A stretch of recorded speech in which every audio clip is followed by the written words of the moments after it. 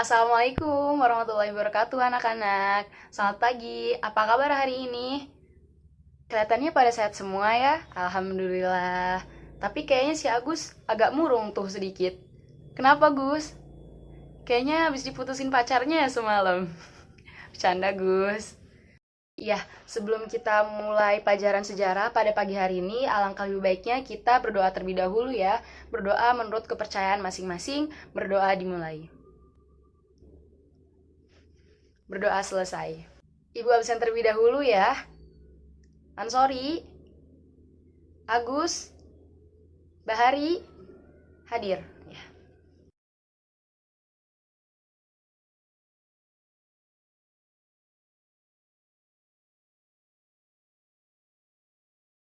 Oh iya, minggu lalu Ibu sudah bilang kan kalau minggu ini itu kita pembahasannya mengenai sistem tanam paksa. Dan Ibu juga sudah membuat kelompok untuk presentasi minggu ini ya.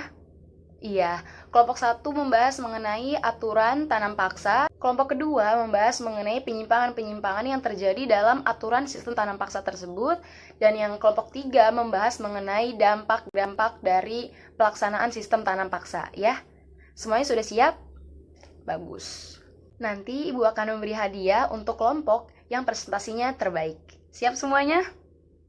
Mantap.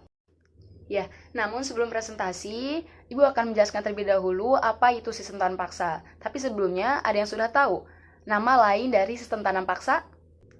Iya, Rifandi, apa nama lain dari sistem tanam paksa? Salah ya. Nama lain dari sistem tanam paksa itu kultur stelsil, bukan Krakatau steel. Apa nama lain dari sistem tanam paksa? Ya, kultur stelsil, bukan Krakatau steel ya, Rifandi. Ingat-ingat ya, kultur stelsil, bukan Krakatau steel. Kultur stelsil atau sistem tanam paksa merupakan kebijakan yang dikeluarkan oleh pemerintah kolonial Belanda melalui Gubernur Johannes van den Bos pada tahun 1830 sampai 1833. Jadi untuk sistem tanam paksa ini hanya berlangsung selama 3 tahun saja. Pemberlakuan tanam paksa ini menjadi salah satu periode kelam dalam sejarah Indonesia dan menuai kritik keras dari sejumlah kalangan. Ketentuan tanam paksa ini, setiap desa wajib menyisihkan 20% tanahnya untuk ditanami komoditas ekspor yang ditentukan pemerintah kolonial seperti kopi, teh, tebu, dan nila. Pada dasarnya, sistem ini adalah cara baru yang dikeluarkan oleh pemerintah kolonial untuk dapat mengeksploitasi sumber daya alam Indonesia demi kepentingan penjajah atau kerajaan Belanda.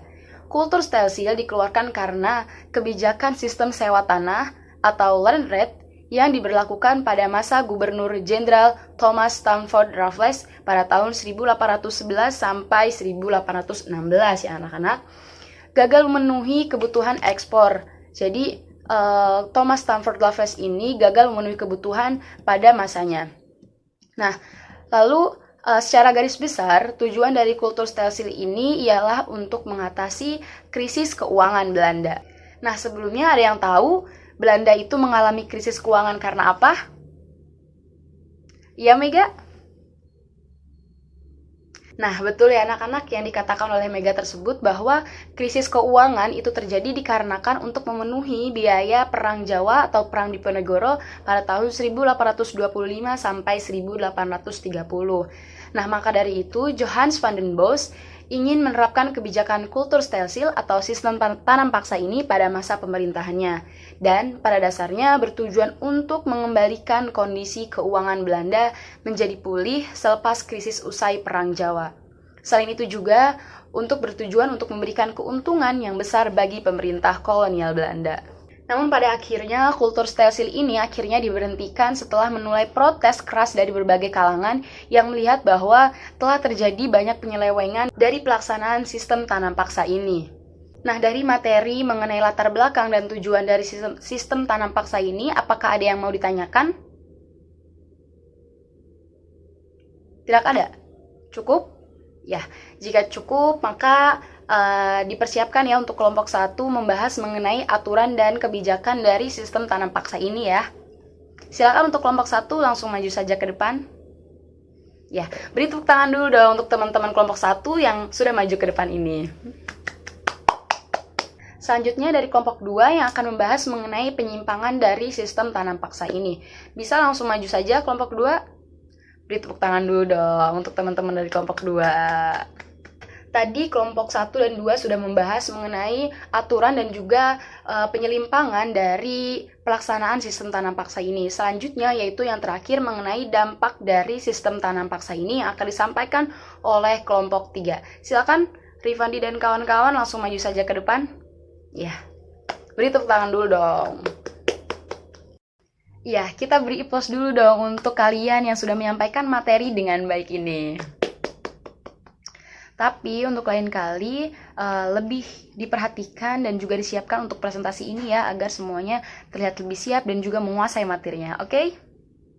Menurut Sartono Kartodirjo dan Joko Suryo dalam bukunya mengenai sejarah perkebunan di Indonesia, Kajian Sosial Ekonomi pada tahun 1991 yang dikutip dari Lembar Negara nomor 22 tahun 1834 menyebutkan sistem tanam paksa ini dijalankan dengan beberapa aturan. Yang pertama, melalui persetujuan, penduduk menyediakan sebagian besar tanahnya untuk penanaman tanaman perdagangan yang dijual di Eropa. Yang kedua, bagi tanah yang ditanami tanaman perdagangan dibebaskan dari pajak tanah. Lalu, kegagalan panen menjadi tanggung jawab pemerintah dan lain sebagainya. Akan tetapi, dari aturan-aturan yang dibuat tersebut terjadi banyak penyelewengan dan juga penyimpangan-penyimpangan yang terjadi dan tidak sesuai dengan aturan yang dibuat oleh pemerintah kolonial Belanda tersebut. Nah, penyimpangan seperti apa? Penyimpangan-penyimpangan yang tadi sudah dijelaskan oleh kelompok 2 ya, yang seperti tanah yang diserahkan kepada rakyat itu melebihi ketentuan, lalu tanah yang ditanami tanaman wajib terkena pajak, padahal pada awalnya itu tidak terkena pajak sama sekali. Lalu, rakyat yang tidak punya tanah garapan harus bekerja di pabrik atau perkebunan milik kolonial selama lebih dari 66 hari dan penyimpangan-penyimpangan lain yang terjadi pada sistem tanam paksa ini. Nah, menurut Robert Van Niel dalam warisan sistem tanam paksa bagi perkembangan ekonomi berikutnya pada tahun 1988 menyebutkan bahwa ada beberapa dampak pada sistem tanam paksa ini seperti selain mempengaruhi tanah, kemudian dikaitkan dengan sistem ekonomi pedesaan dan munculnya tenaga buruh yang murah. Kultur stensil juga berdampak terhadap munculnya pembentukan modal di desa. Nah, sistem tanam paksa ini juga telah menghancurkan desa-desa di Jawa karena telah memaksa mengubah hak kepemilikan tanah desa menjadi hak milik bersama, dan dengan demikian merusak hak-hak perorangan yang lebih dulu di atas tanah. Nah, selain dampak negatif yang ditimbulkan dari sistem tanam paksa ini, juga terdapat dampak positif yang bermanfaat di Indonesia, seperti terjadi penyempurnaan fasilitas seperti jalan, jembatan, pelabuhan, pabrik, dan gudang untuk hasil budidaya. Jadi tidak semua dari sistem tanam paksa ini hanya ada dampak negatifnya, tapi ada juga dampak positifnya ya anak-anak. Itulah tadi pembahasan mengenai sistem tanam paksa pada pertemuan minggu kali ini. Nah, sesuai janji Ibu di awal tadi, Ibu akan memberikan hadiah kepada Best Presentation pada minggu ini. Ayo, kira-kira siapa ya yang jadi pemenangnya? Siapa ya? Pemenang Best Presentation pada minggu ini adalah jeng jeng jeng jeng.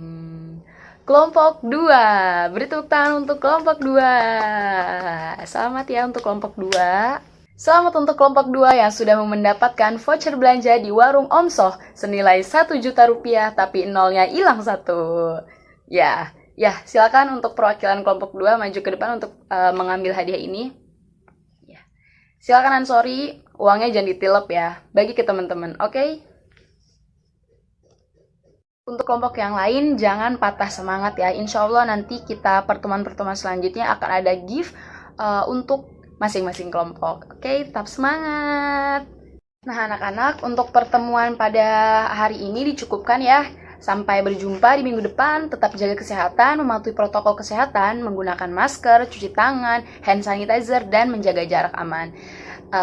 Dadah, sampai ketemu minggu depan. Assalamualaikum.